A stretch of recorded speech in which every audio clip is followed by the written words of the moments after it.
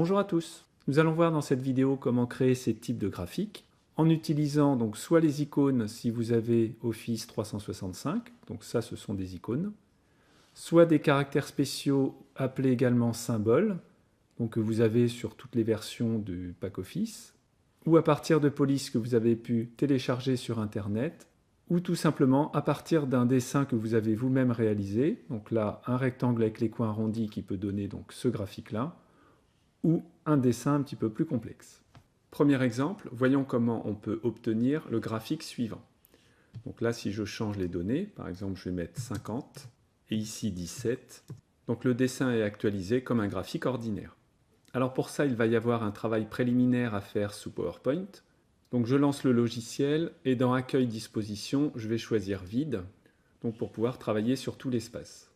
Donc la première chose va être d'obtenir le visuel qui vous intéresse, donc ici une femme. Donc je vais aller dans Insertion. Si vous avez une version récente du pack Office, il y a l'icône qui s'appelle Icône, avec donc différentes icônes ici. Sinon, je vous montrerai comment vous pouvez utiliser les caractères spéciaux comme Wingdings, Webdings, etc. pour créer votre graphique. Donc je vais choisir l'icône femme, insérer. Je vais agrandir l'image. Et la manip que vous devrez tout le temps faire, c'est clic droit et convertir en forme, que vous trouvez également dans format de l'image. Donc pour l'instant, c'est une image, et il y a convertir en forme. Donc là, vous répondez oui, il va convertir l'image en dessin. Donc maintenant, ce n'est plus une image, mais c'est une forme, mais qui a différents éléments. Donc là, pour éviter ça, on va faire un clic droit, grouper, dissocier. Donc là, j'ai tous les morceaux. Et dans format de la forme, donc en haut à gauche, vous choisissez fusionner les formes et unir. Donc on va réunir tous ces éléments. Et maintenant, j'ai un objet unique, je ne peux plus sélectionner la tête. Pour créer les autres personnages, donc vous appuyez à la fois sur la touche CTRL, ça c'est pour dupliquer. Donc vous voyez, si je déplace en appuyant sur CTRL, j'ai dupliqué l'objet. Et vous appuyez également donc, sur la touche majuscule, donc celle qui est juste au-dessus de CTRL. Ça sert à quoi? C'est pour déplacer, vous voyez, un objet à l'horizontale ou à la verticale, même si vous bougez la souris. Donc l'intérêt, c'est qu'en appuyant à la fois sur CTRL et majuscule, vous allez pouvoir donc bouger la souris et pourtant vous êtes sûr d'être bien à l'horizontale ici. Donc je vais le mettre un petit peu plus loin. Donc je vais l'approcher en appuyant sur la touche majuscule. Je refais la même manip, donc CTRL majuscule, je vais un peu vers la droite. Ensuite, donc, je lâche le clavier. J'appuie sur la touche majuscule et à un moment, il va me dire que les espaces sont les mêmes. CTRL majuscule, majuscule, CTRL majuscule, majuscule. Donc là, je suis sûr que mes personnages sont bien alignés. L'autre possibilité, si vous voyez que vos personnages sont sont pas bien alignés, vous sélectionnez tout le monde donc avec la souris. Vous allez dans Format de la forme, Aligner, et vous demandez à aligner le bas. Alors maintenant, on va dessiner un rectangle qui va couvrir tout notre dessin. Et en faisant un clic droit, on va le mettre en arrière-plan. On va enlever du rectangle les différents personnages. Donc on va trouer notre rectangle. Donc je clique sur le rectangle, j'appuie sur majuscule, donc toujours la touche au-dessus de CTRL. Premier personnage, deuxième, jusqu'au dernier. Et dans Format de la forme, donc en haut à gauche, vous choisissez Fusionner et Soustraire. Donc on a soustrait du rectangle les personnages, c'est-à-dire que maintenant on a la transparence, vous voyez, on voit à travers le rectangle. Alors je vais enlever le contour, donc là je vais copier le dessin, et dans Excel je vais coller. Alors passons maintenant au graphique, donc on va se mettre quelque part, et on va donc taper notre tableau. À partir de ces données, on va insérer un graphique de type histogramme. Donc on voudrait que le personnage soit rempli entièrement lorsqu'on est à 100%. Donc là, attention dans Excel, l'échelle sur l'axe des Y se calcule toute seule. Donc il a mis 90, il n'a pas mis 100. Donc on va changer ça. Donc vous cliquez n'importe où dans le graphique, clic droit, donc mettre en forme ici la zone de graphique. Et après vous cliquez donc sur l'axe vertical.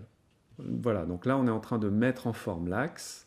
Et la dernière icône, on a option d'axe avec le maximum qui est calculé donc de façon automatique, Mais ici, vous pouvez à la main dire non, le maximum doit toujours être à 100. Donc pour faciliter la création, pour l'instant, je vais mettre 100, je remettrai 80 plus tard, pour avoir donc la barre la plus haute. Donc on peut éliminer tout ce qui ne sert pas, donc le titre, on n'en a pas besoin, le quadrillage, on n'en a pas besoin, l'axe horizontal non plus, et l'axe vertical non plus.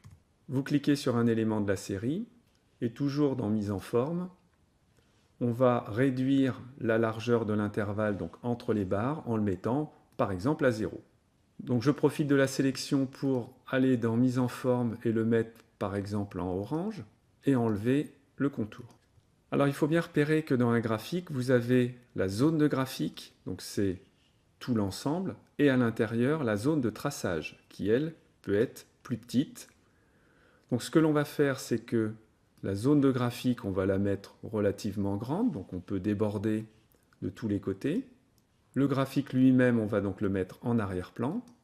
Et la zone de traçage, je vais pouvoir donc la déplacer pour la mettre, vous voyez, au début du personnage. Donc elle s'arrête ici et je vais l'agrandir donc jusqu'à la fin du dernier personnage. Comme j'ai mis l'île à 100%, je sais que la barre qui est là, c'est la plus grande et donc la zone de traçage, je vais la monter jusqu'en haut de la tête du personnage. Et cette zone de traçage, je peux très bien lui donner une autre couleur, par exemple ici du jaune, et on voit donc les personnages en jaune. Par contre, mon graphique de tout à l'heure, je vais le mettre, disons, en gris clair. Donc je clique dans une cellule quelconque pour regarder ce qui se passe. Donc je vois que ma zone de traçage doit être un petit peu trop basse, donc là je peux la remonter au niveau des pieds. Et ma zone de graphique elle-même a une couleur, c'est-à-dire qu'ici je pourrais, vous voyez, mettre du jaune, donc ça ne va pas aller. Je vais mettre également du gris. Et si je veux rester dans Excel jusqu'au bout, je peux très bien donc sélectionner des cellules et elles-mêmes les mettre en gris. Alors je remets l'île à 80%.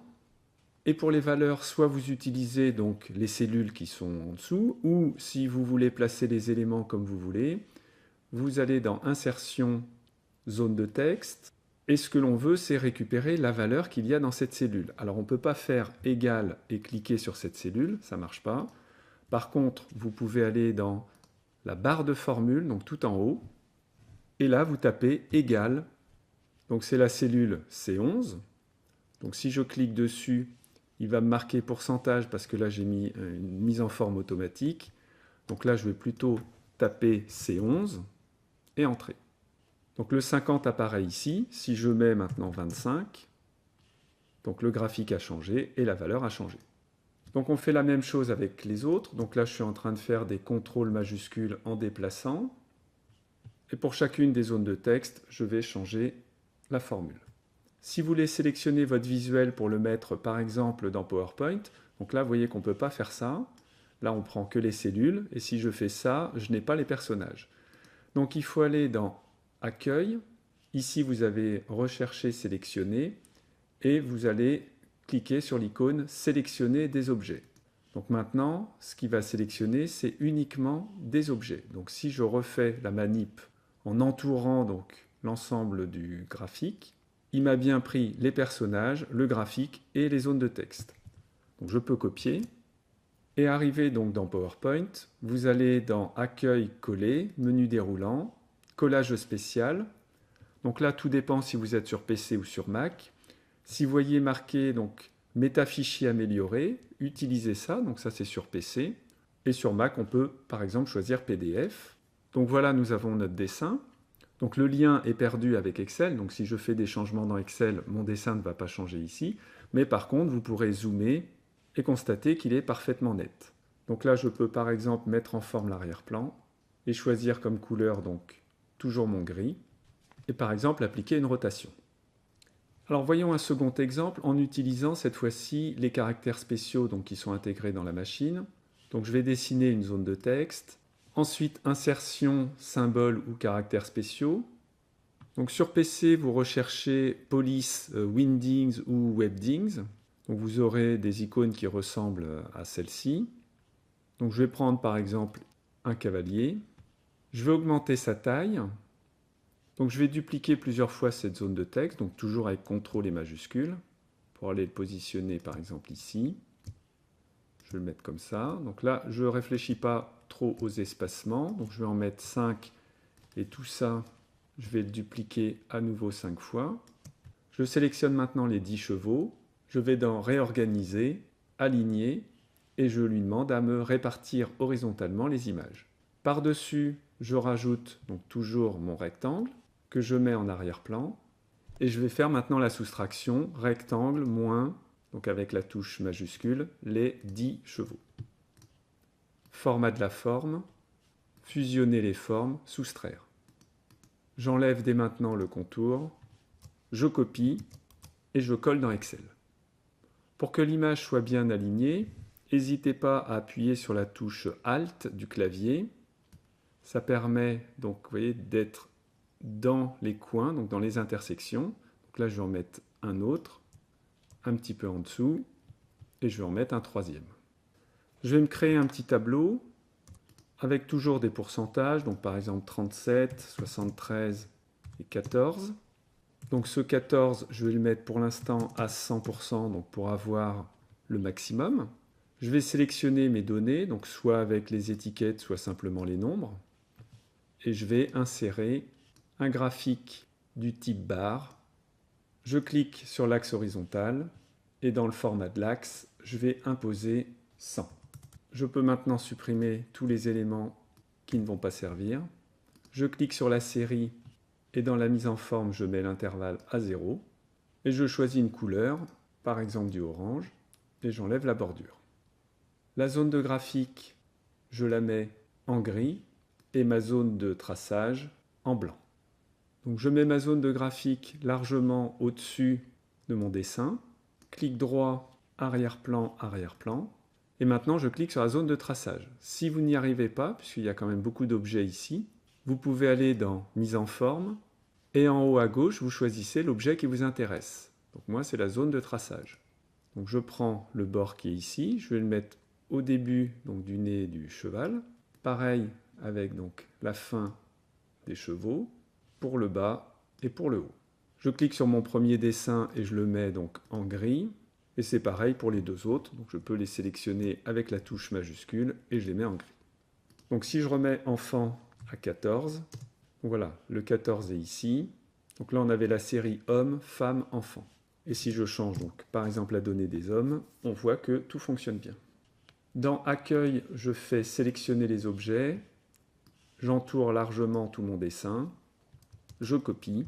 Et je fais donc un collage spécial, donc métafichier ou ici PDF. Et je peux donc redimensionner mon graphique. Donc de cette façon, vous pouvez vous préparer une petite bibliothèque de visuels, donc par exemple celui-ci ou celui-ci. Et il suffira donc de changer vos données pour avoir directement vos graphiques. Voilà, à bientôt!